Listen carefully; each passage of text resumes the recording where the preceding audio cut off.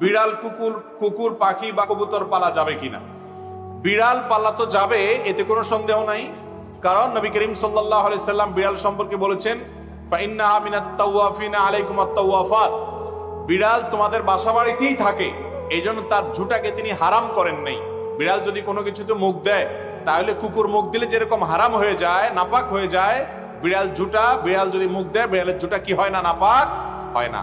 এই জন্য বিড়াল পালা জায়েজ আছে, বিশেষ করে ইঁদুরের উপদ্রব থেকে বাঁচার জন্য, কিংবা এমনি আদর করে আপনি বিড়াল পালেন, কোনো অসুবিধা নাই।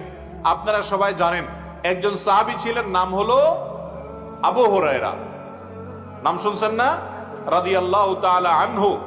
ওনার নাম কিন্তু আসলে আবু হুরায়রা ছিল না, ওনার নাম ছিল প্রসিদ্ধ মত অনুযায়ী আব্দুর রহমান। আরো অনেকগুলো মত আছে ওনার নাম নিয়ে, কিন্তু ওনার নাম পরে আবু হুরায়রা উঠে গেছে। কিভাবে? ওনার একটা বিড়াল ছিল, জামার হাতার ভিতরে এই বিড়াল ভরে অনেক সময় মসজিদে নিয়ে আসতেন। তো একবার নবী করিম সাল্লাল্লাহু আলাইহি ওয়াসাল্লাম তার ওই বিড়াল দেখে, তার সবসময় তার সাথে সাথে বিড়ালটা থাকে, এটা দেখে তাকে বললেন, ও বিড়ালের বাপ। আবু হুরায়রা মানে বিড়ালের বাপ। এরপর থেকে ওনার নাম হয়ে গেছে কি? বিড়ালের বাপ। আসলে কি তিনি বিড়ালের বাপ ছিলেন? এটা কথার কথা হয়ে গেছে, রাসূল আকরাম সাল্লাল্লাহু আলাইহি ওয়াসাল্লাম মজা করে বলেছিলেন।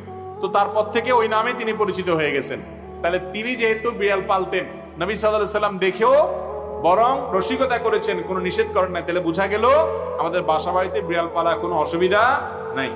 কুকুর পালার ব্যাপারে তখনই জায়েজ হবে যখন কুকুরটা পালবেন আপনি পাহারাদারের কাজে, এবং সেটা বাসা বাড়ির ভিতরে না, সামনে তার থাকার জন্য আলাদা ঘর করে দিলেন, রাখলেন, খাবারের ব্যবস্থা করলেন। উদ্দেশ্য ঘেউ ঘেউ করবে, চোর ডাকাত আসলে আপনাকে অ্যালার্ম দিবে এবং পাহারাদারি করবে। পাহারাদারের জন্য কুকুর পালা জায়েজ আছে, শিকার করার জন্য কুকুর পালা জায়েজ আছে। আমাদের দেশ সহ পৃথিবীর সব দেশে বিভিন্ন আইন শৃঙ্খলা রক্ষাকারী বাহিনীরা তারা বিভিন্ন কুকুর পোষেন। সে কুকুরগুলো সিকিউরিটিতে তাদের হেল্প করে থাকেন এবং তাদেরকে প্রশিক্ষণ দেওয়া হয়ে থাকে, এগুলো সবগুলো জায়েজ আছে। কিন্তু বাসা বাড়িতে কুকুর পোষা, এটা ইসলামী শরিয়ার দৃষ্টিকোণ থেকে শখের বশে কুকুর পোষা, এটা জায়েজ নয়। আমাদের একটা বড় সমস্যা হলো, পশ্চিমাদেরকে কোনো কাজ করতে দেখলে আমাদের সমাজের কিছু মানুষ মনে করে ওই কাজটা করলে বোধহয় আমি একটু ভদ্র হইতে পারবো, একটু স্মার্ট হইতে পারবো, আধুনিক হইতে পারবো, জাতে উঠতে পারবো, আমাকে মনে হয় একটু শিক্ষিত লাগবে। এই জন্য ওরা যদি উল্টাপাল্টাও করে, অন্ধের মতো সেটা গ্রহণ করে। আছে না নাই? নবী করিম সাল্লাল্লাহু আলাইহি সাল্লাম বুখারীর হাদিসে বলেছেন, লা তাদখুলুল মালাইকাতু বাইতান ফিহি কালবুন আও সূরা, যে বাড়িতে কুকুর থাকে, শখের বশে কুকুর পালে কেউ, সেই বাড়িতে আল্লাহর রহমত নিয়ে ফেরেশতা প্রবেশ করে না। তার নবী করিম সাল্লাল্লাহু আলাইহি সাল্লাম নিষেধ করেছেন। এবং কুকুরের মধ্যে কিছু কিছু কুকুর আছে শয়তানের সুরত ধরে আসে। আপনারা দেখবেন হাদিসে যেটা নিষেধ আছে ওইটা আরো বেশি করে।